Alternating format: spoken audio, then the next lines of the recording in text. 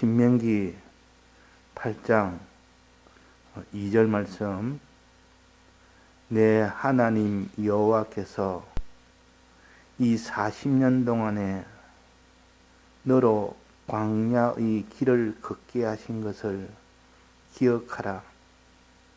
이는 너를 낮추시며 너를 시험하사 내 마음이 어떠한지 그 명령을 지키는지 아니 지키는지 알려 하심이라. 네.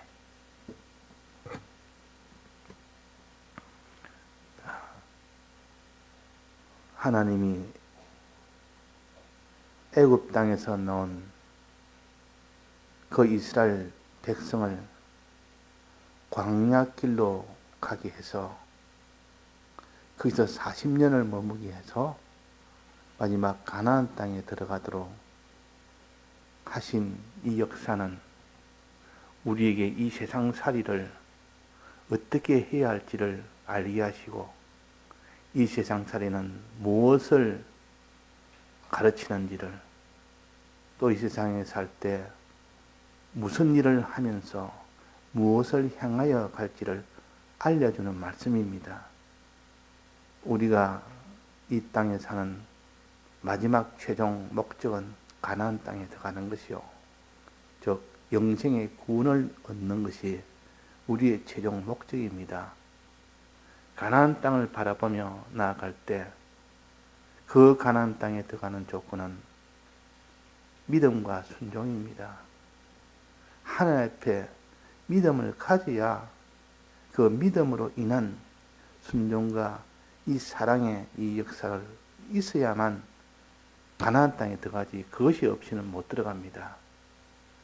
그러니까 하나님께서는 이 땅에 머물 때 하나님의 이 모든 형상, 믿음과 순종과 사랑이라는 이 사람을 만들어서 그 다음에 가나안 땅에 들어가게 하십니다.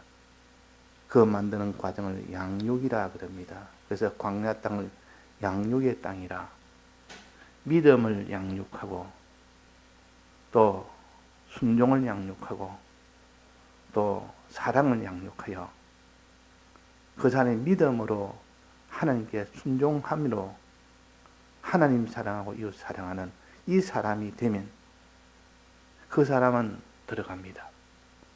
그래서 이 세 가지를 양육하기 위해서 하나님께서 그 방편으로 시험이라는 시험을 하십니다. 시험이라는 것은 네가 이 현실에서 어떻게 하는가 보자, 이 시험 아닙니까? 네가 믿으라 했는지 정말 믿는지 보자. 네가 순종해라 했는데 정말 순종하는지 보자. 네가 사랑해라 했는데 정말 사랑하는지 안 하는지 보자 하는 것입니다. 이렇게 시험이라는 것은 하나님이 어떻게 하는가 보자 하고 지금 하는 것인데, 본문에 봅시다. 너를 낮추시며 40년 동안에 너를 광야의 길에 걷게 하신 것을 기억하라. 너를 낮추시며 너를 시험하사. 어떻게 시험합니까? 내 마음이 어떠한지, 너의 마음이 어떠한지, 즉 믿는지 안 믿는지 그 말입니다. 또 그 명령을 지키는지 아니 지키는지 알려 하심이라. 이거 시험입니다. 하나님이 우리를 시험하는 겁니다. 자, 시험에 가장 넓게 보면 시험의 주체자는 하나님이십니다. 하나님께서 왜 시험을 하시는지, 우리를 양육하는 시험입니다. 우리를 기르는 시험이다 그 말이에요. 기르기 위한 시험이요. 기르기 위한 시험. 그래서 광야는 네가 양육받을 곳이라 그랬습니다. 그 여자가 양육받을 곳으로 독수리 두 날개의 도움을 받아서 광야로 갔다 그랬습니다. 양육받을 곳. 아이가 낳았으면 양육시키는 것이 부모의 가장 기쁨 아닙니까? 양육이 되어서 자라서 이제는 부모의 것을 다 물려주는 겁니다. 부모가 가진 지혜도 물려주고 가지고 있는 모든 소유도 물려주고 다 물려주는 것이 부모의 기쁨이요. 근데 부모가 물려주려니까 받을 만한 실력이 안 되면 물려줘도 그거는 아무 소용이 없는 겁니다. 실력이 없으면 회사를 자기 아들에게 물려주려니까 아무것도 모른단 말이에요. 그러니까 실력이 안 되니까 그 실력을 양육하기 위하여 그를 양육을 시키는 겁니다. 그 실력을 양성을 시키는 겁니다. 그 모든 유업을 물려주기 위하여. 하나님의 사랑의 역사입니까? 하나님의 사랑의 역사. 근데 이 유업을 어떻게 물려주느냐? 시험을 해서 물려준다. 보자. 네가 정말 믿는지 안 믿는지, 네가 지키는지 안 지키는지, 이렇게 시험한다 했습니다. 시험했을 때 시험에 통과가 되면 그 양육이 되는 겁니다. 쑥 자랍니다. 통과가 안 되면 자라지 못합니다. 그래서 계속 시험을 할 때 그 시험 받는 자가 아버지가 나를 시험해서 물려주려고 이렇게 나를 시험해서 양육을 시키구나. 나를 지금 사랑하시구나. 항상 이 생각을 가지면서 양육을 받아야 됩니다. 우리 양육받아도 원망하면서 낭망하면서 받는 그런 사람이 얼마나 많은지 모릅니다. 우리는 그럴 때가 많습니다. 하나님이 사랑을, 큰 사랑, 전체적인 사랑을 놓지 않아야 됩니다.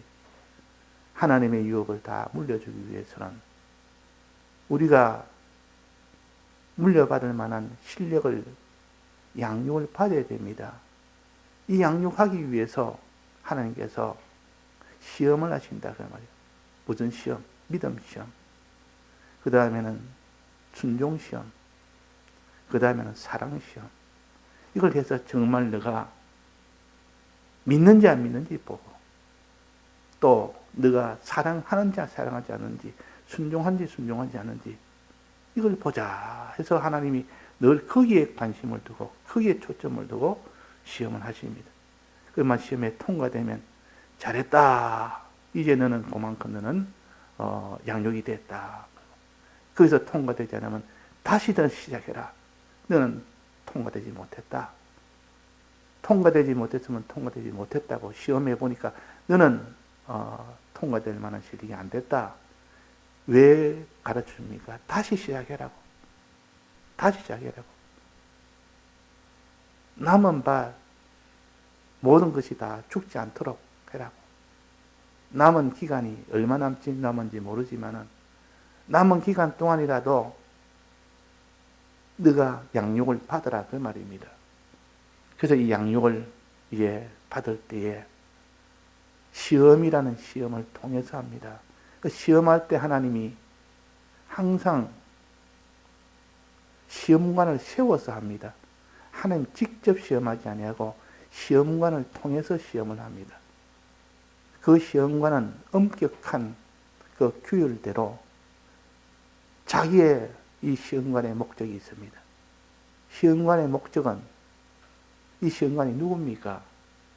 하나님 마귀를 세운 겁니다. 시험관을 하나님 천사로 세우지 아니하고 마귀로 세웠단 말이에요. 타락한 천사를 세운 겁니다. 마귀는 타락한 천사요. 하나님의 선한 천사들은 하나님의 일을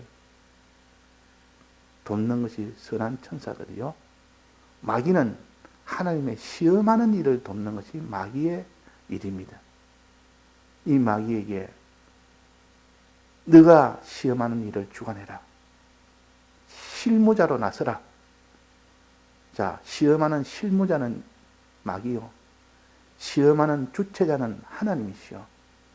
요업을 시험할 때 주체자는 하나님이 주체가 되어서 요업을 시험하는 이 일을 총괄했고, 그 밑에 모든 하나님의 지시를 받아서 시험하는 실무자는 마귀였습니다.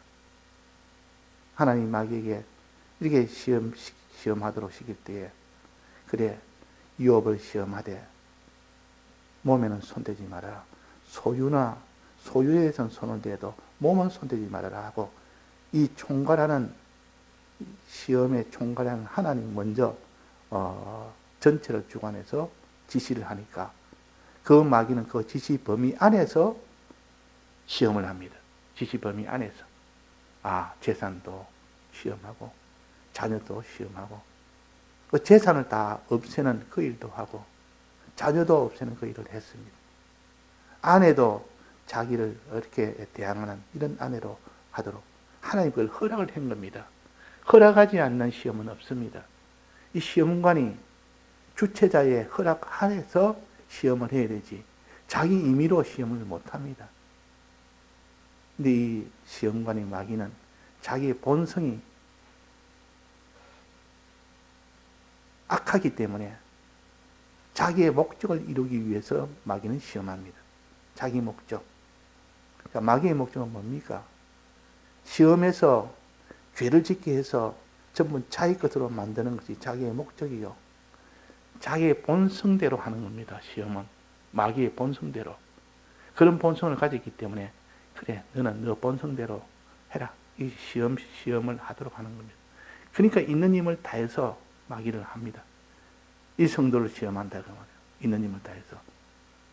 죄짓기 위해서 전부 자기 것 만들기 위한 자기 본성대로 하도록 해라. 그러니까 좋아서 한단 말이에요. 좋아서. 있는 힘을 다해서 합니다. 근데 하나님은 목적은 뭡니까? 총시험은 하나님도 죄를 지어서 다 마귀의 것이 되도록 하는 것이 하나님의 목적입니까? 하나님의 목적은 좀 다릅니까? 다르다 그 말이에요. 하나님의 목적은 너는 시험을 하되 그 성도들은 시험을 받지 않도록 내가 진리와 성령을 보내서 능히 이길 수 있도록 해서 이길 때 그에게 내가 유업을 물려주기 위한 하나님의 사랑의 이 목적입니다. 그러니까 두 목적이 다르다 그 말이에요. 총괄하는 이 시험의 총괄자와 시험관과 목적이 다른 겁니다. 그러나 시험하는 일은 똑같이 그 일을 동시에 함께 하지만은 그나마 목적이 다르다. 동상이몽이라는 말이 있습니다. 같은 일을 해도 한 자리에 잠을 자도 서로가 다른 꿈을 꾸는 겁니다. 하나님의 계산은 이게 시험을 받아도 성도가 끝까지 인내해서 이 시험을 이기함으로 양육을 받아서 하나님의 유업을 받을 수 있는 이 가나안 땅에 들어가는 이것이 하나님의 목적이고 이 계산이고 근데 마귀는 죄짓게 해서 어떠한지 다 자기 것 만드는 이것이 자기의 목적입니다. 똑같이 이 일을 해도 둘의 목적은 완전히 다르다고 말이에요. 우리는 이것을 둘 다 목적을 알아야 됩니다. 하나님 나를 사랑해서 사랑의 목적으로 나를 이렇게 시험하고 마귀는 사랑의 목적이 우리를 다 죽여서 완전히 죄를 짓게 해서 완전히 영원한 사망이 되도록 하는 것이 마귀의 목적이라는 것을 압니다. 그러면 우리는 마귀의 목적을 알아서 그렇게 되지 않도록 늘 조심해야 되고 하나님의 목적을 알아서 늘 하나님의 이 사랑을 의심치 말고 어려워도 의심치 말고 그렇게 해야 되고 그래서 하나님과 이 마귀는 시험하는 일에 하나는 총괄자요 하나는 실무자요. 목적은 서로 다르다. 근데 실무자는 총괄자의 지시를 받아서 그 범위 안에서 해야 됩니다. 1차적으로 욥을 시험할 때는 재산은 손대고 소유에 대해서 손대도 몸에 대해서 손대지 마라 하니까 그대로 시험했습니다. 그러니까 욥이 이겼다 그 말이에요. 욥이 그게 원망이나 낭망이나 하지 않았습니다. 그 아무리 재산이 다 없어져도 자식이 다 없어져도 자기 소유 아닙니까? 거기서 원망이나 낭망을 하지 않았어요. 끝까지 하나님 찬송하고 하나님께 하나님을 바라봤어요. 두 번째 시험할 때는 어떻게 했습니까? 하나님 마귀에게 또 하면 그 마귀가 하나님께 상소를 합니다. 제가 지금 몸에 고통이 없으니까 저렇지 몸에 고통이 있으면 하나님을 원망하고 낭망할 거다. 이렇게 하니까 좋다. 그러면 너는 생명에 손대지 말고 몸에는 손을 대라. 그래도 우리 이 욥은 끝까지 이렇게 원망하거나 낭망하거나 이렇게 하지 않을 것이다. 이렇게 하고 둘 다 목적이 다르다 그 말이에요. 하니까 욥은 몸에 그렇게 종기가 나고 온 몸이 다 이렇게 종기가 나도 원망하지 않았습니다. 봐라. 마귀야 봐라. 너 생각대로 되느냐? 나는 이래서 요업을 자랑한다. 그랬단 말이에요. 거기까지 요업이 다 성공을 했습니다. 그래서 요업을 여기까지 보고 인내의 요업이라. 그런 몸의 고통과 말할 수 없는 것이 와도 끝까지 하나님을 믿고 의지하고 바라보고 감사하며 순종해 나갔다. 또 아무리 소유가 다 없어져도 거기에 낭만이나 조금 더 영향을 받지 않았다. 그게 하나님의 목적을 이룬 겁니다. 그런데 마귀는 거기서 그냥 패전이 된 겁니다. 자, 우리에게는 하나님의 시험인데 이 시험을 통해서 하나님이 우리를 양육을 해나간다.